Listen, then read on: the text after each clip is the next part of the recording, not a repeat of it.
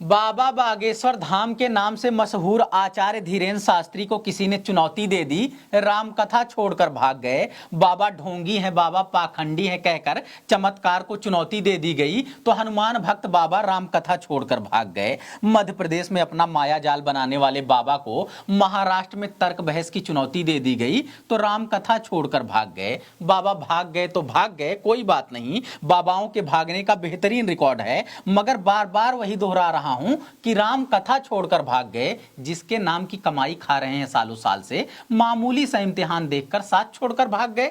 नागपुर में चलनी थी कथा 13 जनवरी तक, 11 जनवरी को ही क्यों भाग गए। हिंदुओं के लिए यह गौरव का विषय है कि वर्तमान युग में, विज्ञान के जमाने में बागेश्वर हनुमान जी की ऐसी भी कृपा है जहां विज्ञान और बुद्धि दोनों नतमस्तक हैं। 10 तारीख को ही रात को फोन कर कहा था कि बाबा 11 तारीख को भाग रहे हैं और इसलिए 5 बजे के पहले आपको उनको अरेस्ट करेंगे तो अच्छा होगा, नहीं तो बड़ी दिक्कत हो जाएगी।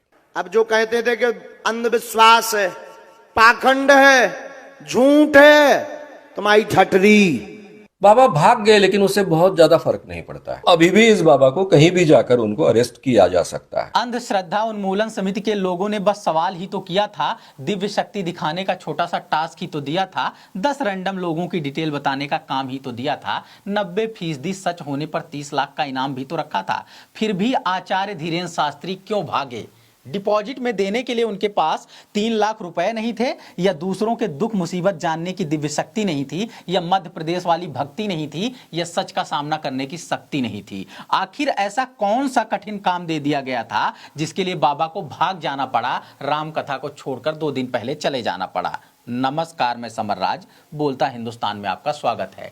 टीवी चैनलों पर ही नहीं, सोशल मीडिया पर वायरल तमाम वीडियो में आप सभी ने इनके चमत्कार की गाथा सुनी होगी। कैसे हजारों की भीड़ से रैंडम एक भक्त को उठाते हैं, उसके दुख दर्द दिक्कत के बारे में खुद ही बताते हैं, लिखने के नाम पर कागज पर कुछ देर कलम चलाते हैं और हर समस्या का समाधान बताते हैं। लोग मंत्रमुग्ध होकर जयकार लगाते हैं, नारा लगाते हैं, और बाबा आत्ममुग्ध होकर अपना असली रूप दिखाते हैं। भावुक होकर बहक जाते हैं तो अपने सांप्रदायिक रूप में आ जाते हैं। मुसलमानों को सबक सिखाने का आह्वान करने लगते हैं, जातिवादी श्रेष्ठता का गुणगान करने लगते हैं, महिला विरोधी बातों का बखान करने लगते हैं।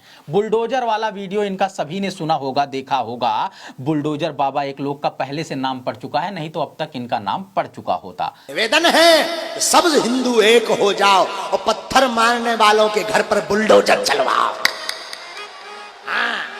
कौवे जैसी आवाज की इफेक्ट के साथ कमेंट्री करते धीरेन्द्र शास्त्री किसी भी एंगल से स्पिरिचुअल लीडर नहीं लग रहे हैं, एक कम्युनल पॉलिटिकल लीडर की भाषा बोल रहे हैं। मगर इस देश में स्पिरिचुअल कब कम्युनल हो जाए और पॉलिटिकल फायदा उठाए, कुछ कहा नहीं जा सकता। इसलिए बाबा कुछ नया नहीं कर रहे हैं। हाँ, नया है इनका अंदाज कि सबके बारे में सब कुछ जानते रहने का दावा कर रहे हैं। इनके इसी दावे की पोल खोल करने के लिए नागपुर में अंधश्रद्धा उन्मूलन समिति के कुछ लोग सवाल करने लगे। उन्होंने 30 लाख का इनाम रखा, खुद के चुने हुए 10 रैंडम लोगों के दुख दर्द के बारे में बताने की शर्त रखने लगे। बोले 100% नहीं तो 90% सच बताना, इनाम भी देंगे, सम्मान भी देंगे। फिर भी बाबा बचने लगे। अगले दिन चुनौती स्वीकारने के बजाय, अपनी राम कथा को आगे बढ़ाने के बजाय बागेश्वर धाम वाले बाबा फरार हो गए।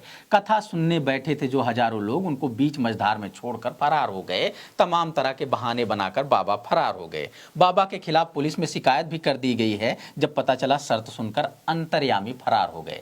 सुनिए सवाल करने वाले लोग क्या बता रहे हैं, सवाल के पीछे अपनी मंशा जता रहे हैं। अगर ये बाबा सिद्ध करते हैं, धीरेन्द्र स्वामी जी सिद्ध करते हैं, तो पूरे दुनिया के लिए कितना बड़ा उदाहरण होगा कि हमारे भारत में एक दिव्य दृष्टि वाला आदमी है। 26 साल का लड़का होने के बावजूद इतनी बड़ी दिव्य दृष्टि उनको प्राप्त हुई है। पूरी दुनिया आपके चरणों पर माथा टेकेगी।